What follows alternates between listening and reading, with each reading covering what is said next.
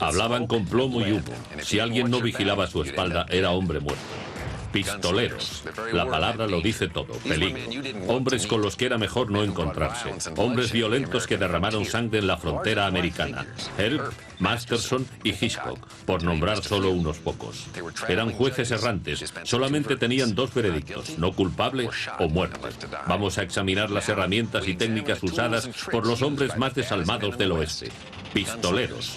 A continuación en Pistoleros del Salvaje Oeste. Ah, y cuidado con la espalda.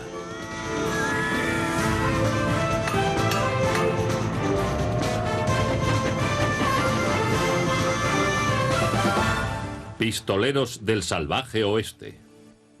Soy Keith Carradine.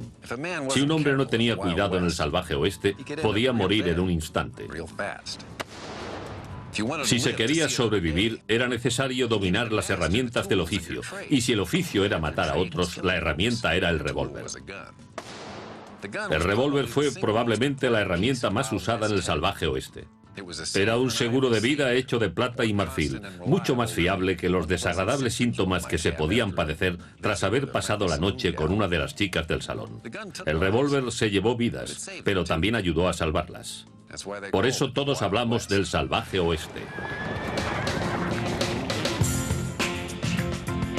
El salvaje oeste no era lugar para los pusilánimes o los débiles, sino un lugar donde los hombres se endurecían, algo necesario para sobrevivir en la frontera. La justicia podía tener muchas caras, y una de ellas era un hombre llamado Wild Bill.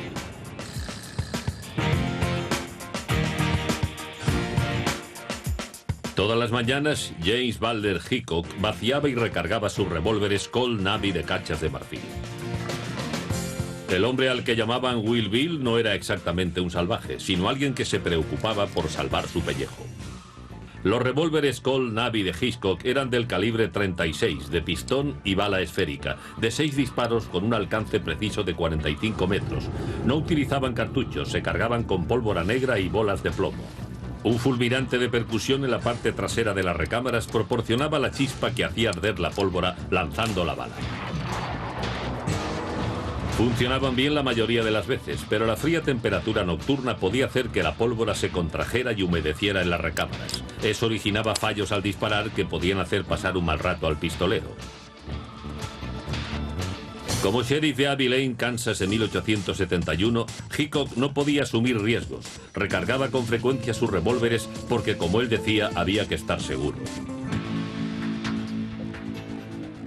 Wild Bill Hickok fue realmente el primer pistolero. Era un personaje seductor, él lo sabía y se dejaba el pelo largo y vivía de acuerdo con su fama.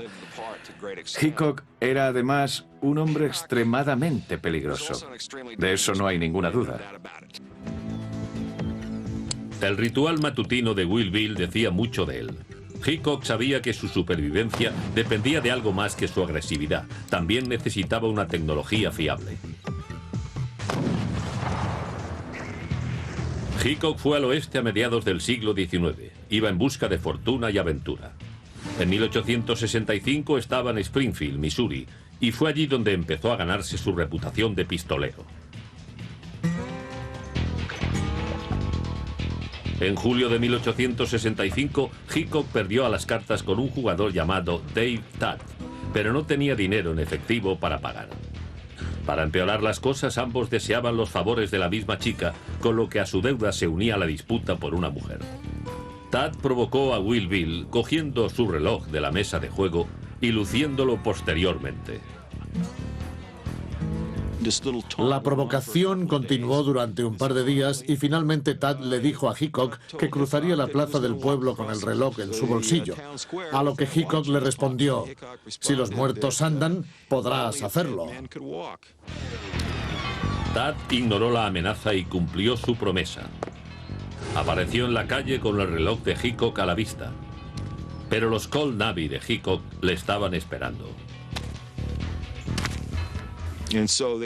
Y se encontraron, probablemente en uno de los pocos duelos clásicos del salvaje oeste, en el que los hombres se encontraban frente a frente en una calle.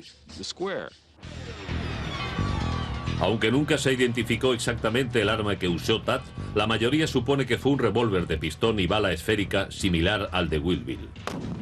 Estos revólveres tenían una velocidad de salida del cañón de unos 990 kilómetros por hora. Pero en estos duelos se necesitaba más precisión que otra cosa. Los dos hombres desenfundaron y dispararon. Tad erró el blanco, probablemente debido a que disparó demasiado rápido. Hickok le metió una bala en el corazón a Tad desde una distancia de unos 68 metros, lo que, se mire como se mire, es un buen disparo. Fue un duelo clásico, uno de los incidentes más notables del viejo oeste, por dos razones. Primera, era muy poco habitual. Hollywood nos ha hecho creer que todos los duelos eran como este, pero los duelos cara a cara fueron muy escasos. Los pistoleros preferían disparar a sus enemigos sin previo aviso. No había caballerosidad en el oficio de pistolero. Si una persona iba detrás de otra, esta no le permitía que disparara primero o que mantuviera un duelo limpio. Era igual que en la actualidad. Hacían lo que hacen los gángsters de Los Ángeles. No se les ve por la calle con una K-47 diciendo vamos a disparar a alguien. Y lo mismo ocurría entonces. El duelo de Hickok-Tad destacó en la historia del oeste debido al increíble disparo de Bill. Con las armas de fuego existentes en 1851 no era un logro insignificante. Este es el arma preferida de Bill Hickok, el revólver de pistón y bala esférica Colt Navy. Cuando Hickok lo empuñaba por sus cachas de marfil, tenía la vida de otro hombre a su merced. En su duelo con Dave Tad, Wild Bill acertó en el corazón de su rival desde una distancia de 68 metros.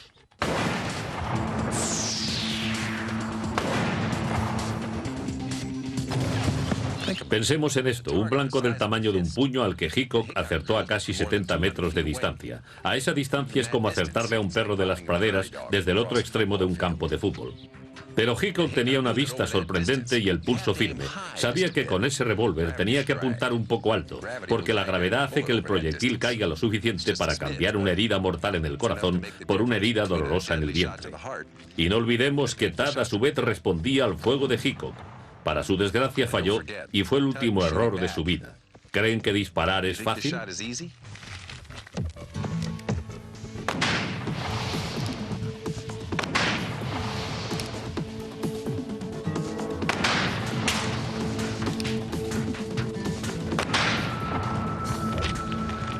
Bien, acerté una de 4. Creo que habría podido sobrevivir. El final del duelo de Wild Bill tenía un mensaje. Si alguien pensaba que podía enfrentarse a Hickok, estaba equivocado. A finales de la década de los 80, Bill Hickok encontró empleo como agente del orden en las ciudades ganaderas de Hays City y Abilene.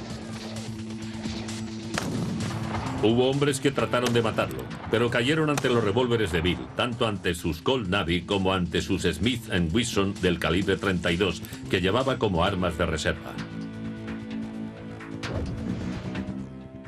Podías ser muy rápido, podías tener mucha puntería, pero si te enfrentabas a un hombre tranquilo y decidido, eras hombre muerto. Porque Wild Bill era un individuo que podía soportar imperturbable el silbido de las balas pasando junto a su cabeza y que apuntaba y disparaba con mucha precisión.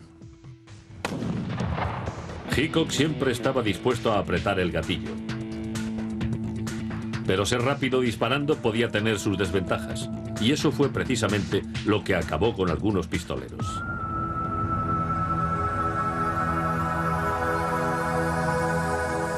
Estamos a 5 de octubre de 1871 y Bill Hickok es sheriff de Abilene, Kansas. Al terminar el día oye disparos fuera del Salón Álamo. Se encuentra a Phil Coy, un pistolero. Coy está borracho y buscaba pelea. Cuando Hickok llegó, Coy estaba en la calle con un revólver en la mano. Decía que había disparado a un perro. Wild Bill no le creyó y se dispuso a sacar sus revólveres. Coy disparó primero, pero la bala pasó entre las piernas de Hickok. Este disparó mejor y mató a Coy allí mismo. No había terminado Coy de caer cuando Hickok oyó unos pasos tras de sí. Se volvió y disparó instintivamente, acertando a Mike Williams en la cabeza, matándolo en el acto. Al momento el mundo se desplomó encima de Hickok, porque Mike Williams, el hombre al que acababa de matar, era su fiel ayudante. Williams había oído el tiroteo y había acudido corriendo desde el otro lado del pueblo para ayudar a Bill. Hickok nunca pudo superar aquella tragedia. Perdió su puesto en Abilene y 5 años más tarde fue asesinado durante una partida de póker en Deadwood, Dakota del Sur. Le dispararon por la espalda, probablemente con un Colt Navy. Murió de una manera lamentable. Fue una tragedia inesperada. Los pistoleros como Will Bill Hickok podían enfrentarse a 2 o 3 enemigos a la vez, pero para hacerlo necesitaban un arma tecnológicamente más avanzada, un arma repetidora. Armas de repetición. Los primeros pobladores del oeste no disponían de ella. Solamente tenían pistolas de un solo disparo y había que recargarlas. Sin embargo, esos pioneros tuvieron que enfrentarse con frecuencia a nativos que poseían armas rudimentarias, pero que no estaban limitadas a un disparo por minuto. Los indios eran muy diestros con el arco y las flechas. Un buen tirador podía disparar 5, 6, 10 flechas por minuto, así que llenaba el cielo con ellas. La destreza de un indio con el arco le reportaba una gran ventaja frente a los primeros colonizadores que no tenían armas que pudieran igualar su cadencia de disparo. Hasta que en 1836 un joven armero de Connecticut llamado Samuel Colt consiguió que la situación cambiara. Colt introdujo el revólver Patterson, una pistola con tambor giratorio que podía realizar 5 disparos sin recargar. El sistema Patterson introdujo un cambio en la cadencia de fuego. Colt ideó este sistema mientras vivió junto al mar. Cuando Samuel Colt tenía unos 14 años, pasó 2 años viviendo en la costa. Se fijó entonces en la rueda del timón que se usa para gobernar el barco y que en determinados momentos se fijaba para seguir un rumbo determinado. Este hecho le dio la idea de construir un tambor con recámaras que se detuvieran frente a un cañón único, y de esa manera nació el revólver de repetición. Fue como el Bill Gates de su época. Los ordenadores existían ya cuando Bill empezó a añadirles funciones. En la época de Colt ya existían los revólveres, pero él les añadió algunas peculiaridades. El Colt Patterson, por su avanzada tecnología, pasó a ser el favorito de los Texas Rangers. Este revólver se convirtió en una leyenda en Enchanted Rock. Durante el otoño de 1841, un ranger de Texas, Jack Hayes, subió a la cima de una gran formación de granito llamada Enchanted Rock para conseguir una mejor vista de la zona.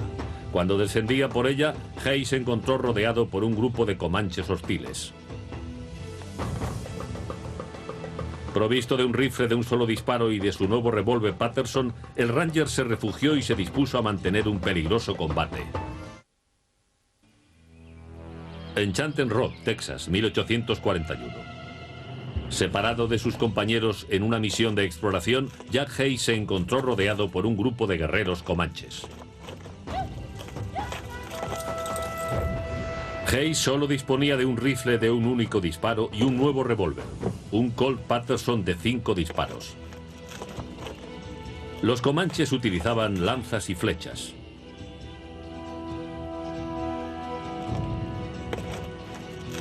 Pretendían capturar al ranger,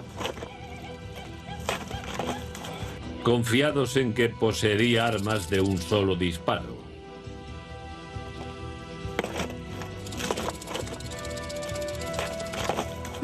Esperaron y le asaltaron confiando en que hiciera el único disparo de que disponía para atacarle a continuación. Si Jack solo hubiera dispuesto de un rifle de un único disparo, los comanches le hubieran cortado la cabellera. Pero con su revólver de nueva tecnología consiguió desbaratar sus planes de ataque. Los comanches hicieron que disparara su rifle, pero esta vez Hayes no quedó indefenso, ya que él disponía de un Colt Patterson. El arma de repetición de Hayes detuvo el ataque de sus enemigos. Los comanches se desmoralizaron y se dispersaron cuando los compañeros de Hayes acudieron al oír el ruido de los disparos. Hechos similares con el Colt como protagonista hicieron que aumentara la demanda de armas de repetición en el oeste. 1847-1869. Más de 2 docenas de fabricantes introdujeron revólveres de repetición.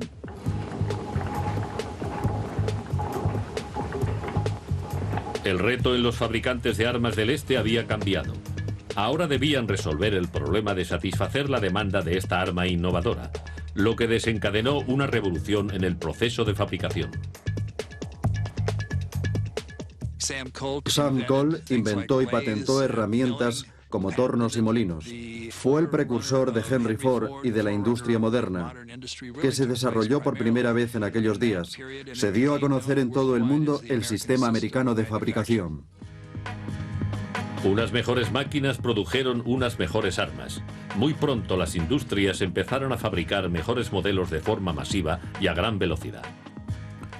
La industria armamentística en este periodo era parecida a la industria informática actual. Al cabo de 6 meses, el producto ya estaba anticuado, no se fabricaba y se producía otro nuevo. Y muchas de estas armas nuevas eran revólveres. Y aunque uno de ellos le salvó la vida a Jack Hayes en Enchanted Rock, no eran más que armas de corto alcance. Para mantener al enemigo a mayor distancia, los colonos necesitaban armas de repetición, algo que pudiera alcanzar al adversario a varios cientos de metros y que se pudiera disparar repetidamente con gran rapidez. Se tardó un tiempo, pero al fin apareció un rifle 1860 que cumplía con esos requisitos, el Henry. Armas largas de repetición. Desarrollado por el maestro armero B. Tyler Henry, el rifle podía realizar con rapidez varios disparos, pero ya no utilizaba pólvora suelta y balas esféricas. En lugar de eso empleaba una munición mucho más eficaz, el cartucho integral. En 1854, Daniel Wison, famoso más tarde a través de Smith & Wesson, acertó con la idea de extender la longitud de la cápsula del fulminante, añadiéndole más pólvora. A continuación, selló la vaina con una pequeña bala de plomo. Esta munición integral tenía 2 grandes ventajas. Era impermeable y eliminaba la necesidad de llevar pólvora, balas y fulminantes por separado. También consiguió que la recarga fuera más rápida. Tyler Henry, un socio de Wison, aumentó posteriormente el tamaño y el calibre del cartucho que usaría en su nuevo rifle. Este es el modelo clásico de 1860 del rifle Henry. Tiene un tubo depósito bajo el cañón. Cuando se baja la guarda, un nuevo cartucho es introducido en la recámara a la vez que se carga el rifle. Al recoger la guarda, el rifle está listo para disparar. El proceso se podía repetir 15 veces. Un auténtico fenómeno en su tiempo. El Henry fue el primer rifle repetidor verdaderamente práctico. En el verano de 1867, esta vanguardia tecnológica demostró su valía en un combate desesperado por la supervivencia en las praderas de Montana.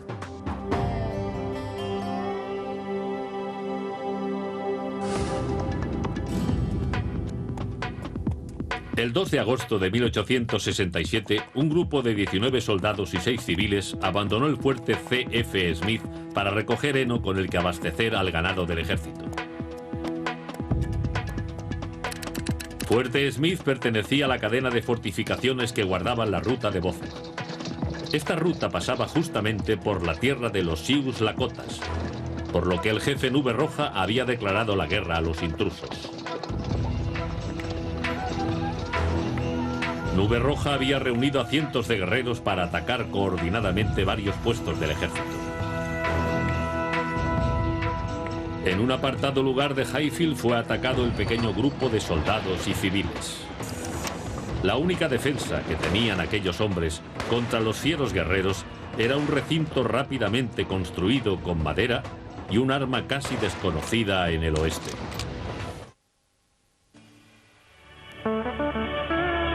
Territorio de Montana, 1867. Un grupo de hombres sale del fuerte C.F. Smith a recoger heno para el ganado del puesto. Pero el grupo es atacado por un gran número de guerreros Sioux. Los indios rodearon a los trabajadores que se parapetaron tras un improvisado corral de troncos. Los soldados cogieron sus rifles estándar de disparo único y se prepararon para la defensa. Un miembro civil del grupo, Al Colvin, se refugió y se dispuso a disparar con su rifle.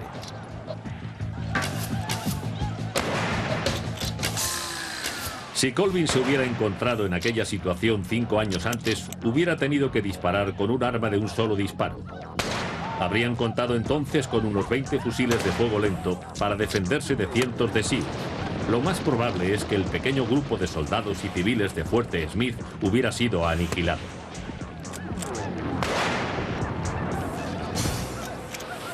Pero estaban en 1867 y una tecnología mucho más depurada había llegado a manos de muchos colonos de la frontera: el fusil repetidor Henry. Y era precisamente un Henry el rifle que Colvin llevaba, además de munición en abundancia. Con un arma tan avanzada, Colvin creó inmediatamente una infranqueable barrera de plomo. Disparaba muy bien y a una distancia de hasta 70 metros mataba a un indio con cada disparo. Se calcula que debió matar entre 275 y 300 guerreros desde las 9:30 de la mañana hasta las 4:30 de la tarde. Frustrados por el rápido fuego dirigido contra ellos, los Sioux dejaron de atacar aproximadamente a las 5 de la tarde. Gracias al avance de la tecnología de los rifles y a la puntería de Colvin, 23 de los 25 miembros del grupo de trabajo pudieron regresar vivos a Fuerte Smith.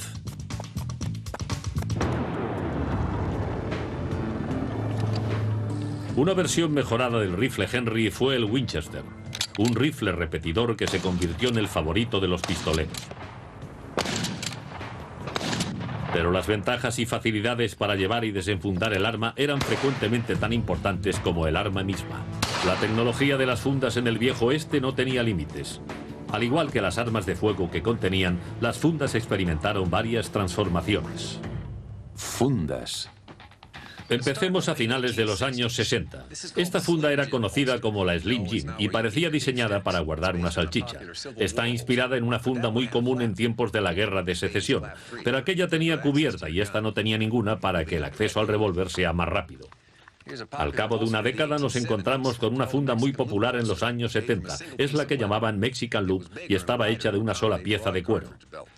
Era mayor y más ancha para acomodar cartucheras mayores. Los Colt Peacemaker eran muy populares y las fundas debían adaptarse a ellos. Ahora demos un salto a los años 90. Esta funda era descubierta, la Skellington Rig. Una funda de hombro para desenfundar rápidamente. También de los años 90, la Bridgeport Rig. Fíjense cómo gira, es como un teléfono móvil con su funda, propias para girar el revólver y disparar sin desenfundar. O si se quería, se podía desenfundar y utilizar el revólver normalmente. Era muy práctica cuando se estaba sentado y resultaba difícil desenfundar el revólver. No había más que girarlo y ya estaba listo. Pero no todos los pistoleros llevaban su arma bien visible en la cadera. En la mayoría de los pueblos del oeste, llevar armas era ilegal, a pesar de lo que vemos en las películas. Nadie entraba llevando un arma a un salón en el que todos tenían una. Eso podía traer consecuencias nefastas. Aunque muchos desobedecían la ley y llevaban armas, las llevaban ocultas, pero no las exhibían en la cadera. Iba contra la ley. Incluso los agentes de la ley, quienes sí llevaban armas, obviamente, las escondían con frecuencia bajo la ropa. En las mesas de juego, los jugadores como Doc Holliday solían llevar pistolas pequeñas llamadas Derringer.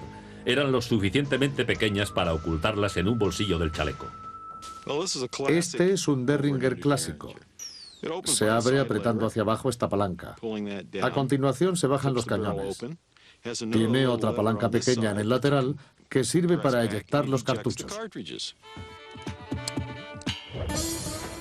Fáciles de ocultar, las pistolas de bolsillo eran también muy populares como armas defensivas entre las prostitutas. Hubo dos meretrices en El Paso que en 1890 se vieron involucradas en un tiroteo. Una fue alcanzada por la otra en lo que un periódico denominó el arco púbico, pero hubo un error tipográfico y escribieron el arco público. Muchos opinaron que aquella denominación era más adecuada. A los hombres que trabajaban fuera de las ciudades no les importaba mostrar sus armas. Llevaban las fundas que creían más apropiadas para su trabajo cotidiano. En Tucson, Arizona, en 1881, un duelo mantenido cerca de OK Corral ejemplificó a la perfección las diferencias entre los hombres de ciudad y los cowboys en la forma de llevar las armas. En el duelo se enfrentaron los IRP, agentes de la ley urbanos y jugadores, contra los Clanton y McLaury, vaqueros que trabajaban en ranchos fuera de las poblaciones. Los Clanton y los McLaury entraron en el pueblo el día del duelo en OK Corral. Desatendieron a la ley que les exigía depositar las armas y además las exhibieron claramente enfundadas a la cadera. Los IRP se percataron y se dirigieron al corral para desarmar por la fuerza a los vaqueros. Por el camino, otro agente local, John Behan, trató de impedir el enfrentamiento. John era también amigo de los Clanton y McLaury y les dijo a los IRP que se ocuparía del problema y les quitaría las armas a los vaqueros. Entonces ocurrió algo importante. Por el cine tenemos la idea de que todo el mundo llevaba los revólveres al cinto, pero Virgil Earp nos dice en su relato: cuando Behan nos dijo que estaban desarmados, yo cogí mi revólver y me lo pasé a la parte de atrás de la correa. Esto es lo que haría un agente de narcóticos de nuestros días, ¿verdad? Bien, entonces no llevaba funda. Los IRP continuaron su camino hacia el corral, pero no esperaban iniciar un tiroteo tan rápidamente. Wyatt Earp dijo que cogió su pistola y la metió en el bolsillo de su abrigo. Eran hombres de ciudad que llevaban las armas como hacen los de su condición, en bolsillos, no en fundas. Los vaqueros, por otra parte, llevaban calzones y revólver al cinto. Aquí el mito se separa de la realidad. Los Earp no llevaban fundas. Momentos más tarde, con o sin fundas, los IRP descubren que los vaqueros no iban desarmados y que no tenían intención de entregar sus armas. Entonces empezó la refriega. A lo largo de 30 segundos se escucharon los disparos. 3 vaqueros cayeron muertos y 2 de los hermanos IRP fueron heridos de gravedad. Parece que el resultado de la refriega fue debido tanto a la habilidad y aplomo de los contendientes como a las armas de fuego que llevaban. ¿Qué tal les iría en un duelo? El legendario pistolero Wyatt Earp tenía una estrategia. Él decía: cuando tengas prisa, espera un poco. El pistolero sabía que si tenía que matar a un hombre antes de que éste le matara a él, no se podían cometer errores. Cualquiera que empleara trucos extraños al desenfundar, lo más seguro es que acabara muerto. Pero con la práctica se alcanza la perfección. Algunos pistoleros conseguían realizar un truco en el momento oportuno, y entre estos había un tejano de mirada fría llamado John Wesley Harding. John Wesley Harding fue sin duda el pistolero más certero que existió. Muchos de aquellos hombres tenían una reputación falseada. Harding era la excepción. La mayoría de los historiadores están de acuerdo en que mató a su víctima número 40 en su 21 cumpleaños. Algo increíble. Por supuesto, de acuerdo con John Wesley, siempre fue una defensa propia. John Wesley Harding era hijo de un pastor protestante y se cree que mató a su primera víctima a la edad de 15 años. Debido al incidente, tuvo que huir del lugar donde se produjo. Se hizo vaquero y siguió las rutas por las que se llevaba el ganado del norte de Texas a Kansas. Para la mayoría de los vaqueros, el revólver de 6 tiros era una herramienta del oficio. Tenían que atravesar territorios salvajes y necesitaban armas para protegerse y proteger al ganado. A finales de los años 70, durante el siglo XIX, el revólver de 6 tiros más corrientes era el Colt Pacemaker. Disparaba cartuchos metálicos del calibre 45 y tenía un resorte de muelle para expulsar las vainas vacías. Smith & Wesson también fabricaba un revólver de 6 tiros similar llamado Model 3 American. Este era el revólver preferido de Wes Harding. Creía que era algo más que una herramienta de seguridad. Practicaba con él siempre que se le presentaba la ocasión. Adquirió una puntería extraordinaria y de vez en cuando hacía malabarismos con su revólver. No tardó el joven en emplear su arma contra aquellos que él creyó merecedores de un castigo. Camino de Kansas, mató por lo menos a media docena de personas, incluyendo a 5 vaqueros en una refriega en el río Little Arkansas. De hecho, en aquellos tiempos, mucha gente le llamaba Little Arkansas debido a la gente que mató allí. Parecía que a Harding le gustaba matar, lo llevaba en la sangre. Llegó a decir que en una ocasión intimidó al gran Wild Bill Hickok. En sus memorias, Harding dijo que se hizo amigo de Wild Bill cuando Hickok era sheriff de Abilene, Kansas, en 1871. Bebían y salían con chicas, iban juntos de juerga. Como en la mayoría de las poblaciones ganaderas, en Abilene estaba prohibido llevar armas dentro del recinto de la ciudad. Como sheriff de Abilene, Hickok debía velar por el cumplimiento de la ley. Un día Harding apareció en la ciudad llevando su revólver de 6 tiros. Wild Bill le siguió y le ordenó que entregara el arma inmediatamente. Con una sonrisa maliciosa, Harding sacó su revólver de la funda y se lo ofreció a Bill por la parte de la empuñadura. Pero cuando Hickok fue a cogerlo, Harding le dio la vuelta y apuntó con él a Wild Bill. ¿Ocurrió o no ocurrió así? Donde únicamente se menciona es en la autobiografía de Harding. La mayoría de los historiadores creen que eso no sucedió. Yo creo que sí, así era Harding. Harding no trató de amenazar a Hickok, solo quería impresionarlo. Quería que Hickok le diera unas palmaditas y le dijera: maldita sea, no sabía que podías hacer eso. Ha estado muy bien, tío. Y hablando de malabarismos, vamos a encontrarnos con el campeón mundial de juegos de revólver, Joey Dillon. ¿Cómo estás, Keith? Hola, Joey. Obviamente parece que sabes cómo manejar el revólver.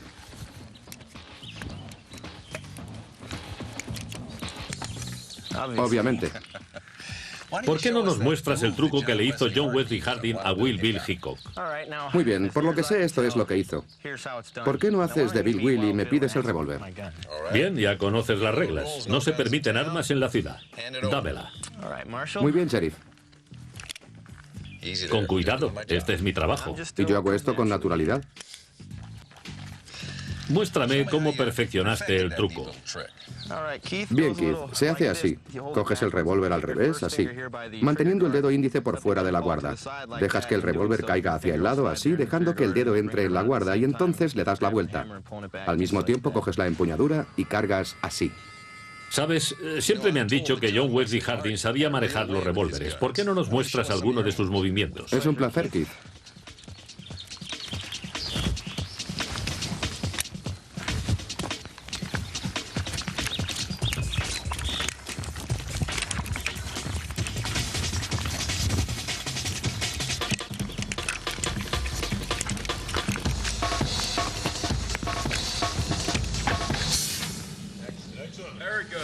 Impresionante, gracias por la De nada, demostración. Keith. John Wesley Harding vivía fuera de la ley, pero en una ocasión lo arrestaron y entonces empezó uno de los más interesantes capítulos de la historia del salvaje oeste. Por sus crímenes, Wes Harding pasó en la cárcel 17 años. Y algo increíble, estudió leyes en la prisión. Cuando salió era un hombre reformado, al menos hasta cierto punto. Fue admitido como abogado en Texas y abrió un bufete en El Paso. Sin embargo, le gustaba hacer exhibiciones con los revólveres. Se había pasado a los Colt y con frecuencia llevaba un pequeño Colt Thunderer del 41. Lo utilizaba para mostrar su puntería haciendo agujeros a naipes a varios pasos de distancia. Aún seguía sacando el revólver con increíble rapidez. Jeff Milton era el jefe de policía del Paso en 1895. Un día estaba cruzando el río junto con Harding para enfrentarse a unos tipos que habían amenazado a Wesley. Jeff estaba seguro de que no iba a la zaga de nadie con el revólver, pero después de aquella noche su opinión cambió. Vio que Harding sacaba rápidamente su revólver y ponía el cañón contra el vientre de un hombre. Luego diría que él no había hecho más que tocar su revólver cuando Harding ya había sacado el suyo. Se dio cuenta de lo que podía ocurrir si tuviera que arrestar a aquel personaje. Con el tiempo, Harding, ya envejecido, volvió a beber y a jugar de nuevo. Y un mal día se encontró con otro pistolero, John Selman. El 19 de agosto de 1895, Selman entró en el Salón Agne con un Colt Peacemaker en la mano y le disparó una bala del 45 por detrás de la cabeza. El proyectil salió por el ojo izquierdo. Es curioso, pero Selman fue diciendo que le había metido una bala por el ojo. Quería que pareciera que fue en defensa propia, pero le había disparado por detrás de la cabeza. Nadie le creyó, aunque alguien dijo al respecto lo que todos pensaban. Si le acertó en el ojo fue una excelente puntería, pero si le disparó por detrás de la cabeza fue una excelente precaución. No había duda de que el revólver de 6 tiros desempeñó un papel primordial para pistoleros como John Wesley Hardin. Pero el revólver era un arma secundaria en el viejo oeste. El rifle era realmente el arma principal.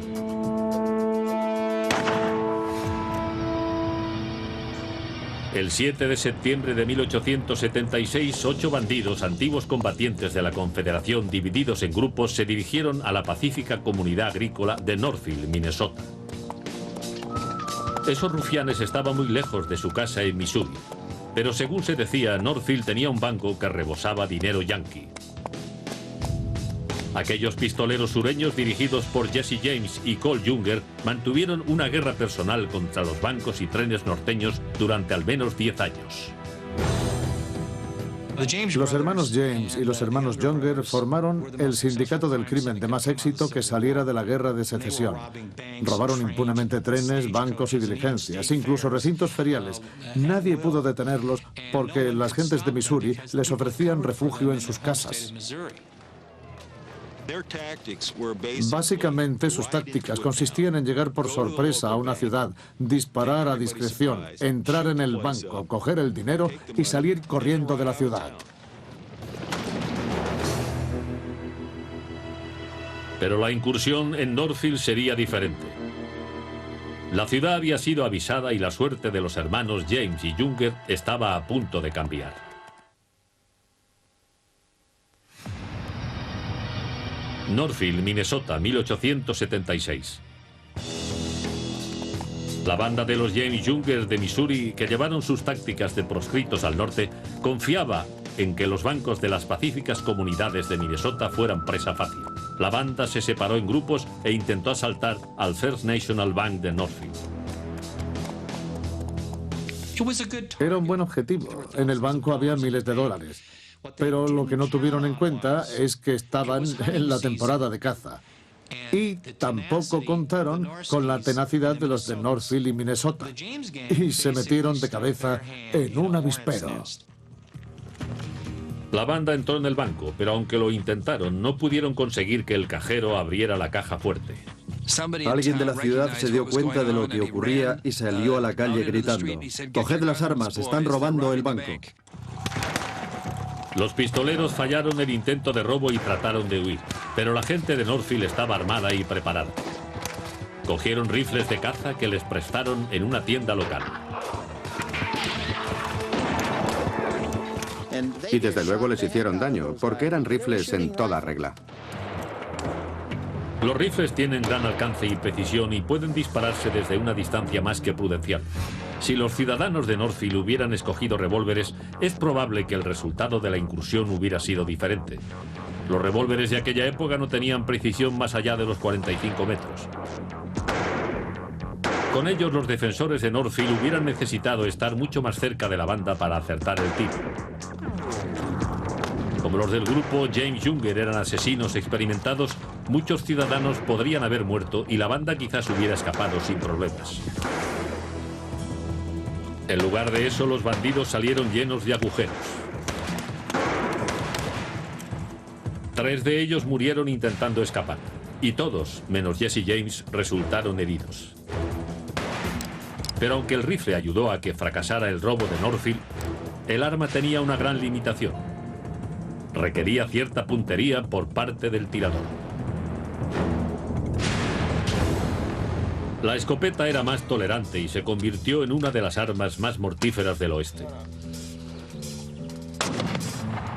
La mayoría de estas escopetas eran de 2 cañones y se abrían para cargarlas por la parte trasera. Esta escopeta debe ser del año 1870 aproximadamente. Es un modelo de cartuchos, se abre bajando esta palanca. Eyecta los cartuchos, se cargan los nuevos y se cierra. Los martillos se activan manualmente uno tras otro. Tiene 2 gatillos, se pueden hacer 2 disparos seguidos o los 2 a la vez. 2 cañones y 2 gatillos proporcionaban el doble de disparos sin necesidad de recargar. Las escopetas disparaban cartuchos cargados con perdigones o postas.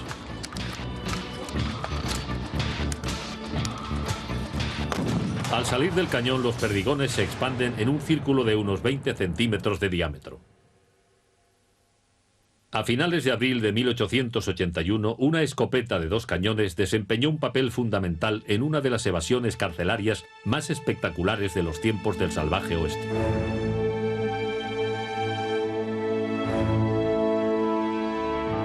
Un joven bandido llamado Henry McCarthy, más conocido como Billy el Niño, estaba preso con grilletes en las muñecas y en los tobillos. Se encontraba en el 2º piso del juzgado del condado de Lincoln. Billy iba a ser ejecutado. El 21 de abril, alrededor de las 6 de la tarde, el juzgado estaba vacío a excepción de Billy y de su vigilante, el agente J.V. Bell. Todo el mundo estaba al otro lado de la calle cenando. Billy pidió ir al servicio, que se encontraba en la parte de atrás. El agente Bell no puso inconveniente. Fue un error fatal. Billy aprovechó la oportunidad que se le presentaba. O bien cogió un arma que le habían escondido, que como dijo Pat Garrett en su autobiografía, es la tradición local de Lincoln, Nuevo México, o salió corriendo escaleras arriba delante de Bell, forzó la puerta que guardaba las armas y apuntó con una a Bell, que subía por las escaleras. Independientemente de cómo Kid consiguió el arma, la disparó contra el agente Bell y lo mató. Y todavía no había terminado. A continuación cogió una escopeta perteneciente a Bob Ollinger, otro agente al que Billy odiaba. A Ollinger le gustaba hacer ostentación de su escopeta delante de la cara de Billy. Ollinger provocaba a Billy con los 2 cañones y le hablaba de los cartuchos con que estaban cargados. Y le decía que le gustaría dispararle si trataba de escapar. Ollinger estaba cenando al otro lado de la calle cuando oyó el disparo que acabó con Bell. Cruzó corriendo la calle hacia el juzgado y se puso directamente en la línea de fuego de su propia escopeta. Cuando pasó por debajo de la ventana de las escaleras, oyó una voz que le decía alegremente: «Hola, Bob». Miró hacia arriba y se encontró con el fuego de los cañones de su escopeta. Fue alcanzado en la cara y en el pecho por 18 perdigones que pusieron fin a su relación con Billy. Sorprendentemente, Billy no tuvo que escapar de forma inmediata. Hacía poco que en la zona habían ocurrido varias escaramuzas y el muchacho había participado en ellas con su Winchester, su Colt Peacemaker y el Colt Thunderer del 41, destacando siempre por su valentía. Hizo entonces muchos amigos y por eso los habitantes de la ciudad le permitieron que dedicara alrededor de 1 hora a liberarse de los hierros. A continuación preguntó si le podían prestar un caballo. Algunos dicen que lo robó. El hecho es que lo pidió prestado y a los 2 días el animal regresó. En cualquier caso, 1 hora después de matar a sus guardianes, salió tranquilamente de la ciudad y, según los testigos, iba cantando. 78 días después de escapar, el sheriff del condado de Lincoln, Pat Garrett, encontró a Billy desarmado en Fuerte Summer, Nuevo México, y le disparó en la oscuridad con un Colt Peacemaker. Fue un violento fin para una violenta vida. Billy el Niño solo tenía 21 años.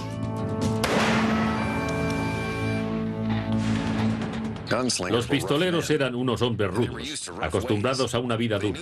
Sabían que en el salvaje oeste la muerte podía esperarles a la vuelta de cualquier esquina o al entrar en cualquier pueblo en busca de diversión. Para continuar con vida, los pistoleros tenían que utilizar la mejor tecnología disponible. Pero a veces ni siquiera esta resultaba suficiente. Pregunten a Will Bill Hickok, John Wesley Harding o Billy el Niño, hombres duros que vivían para el revólver y murieron por él.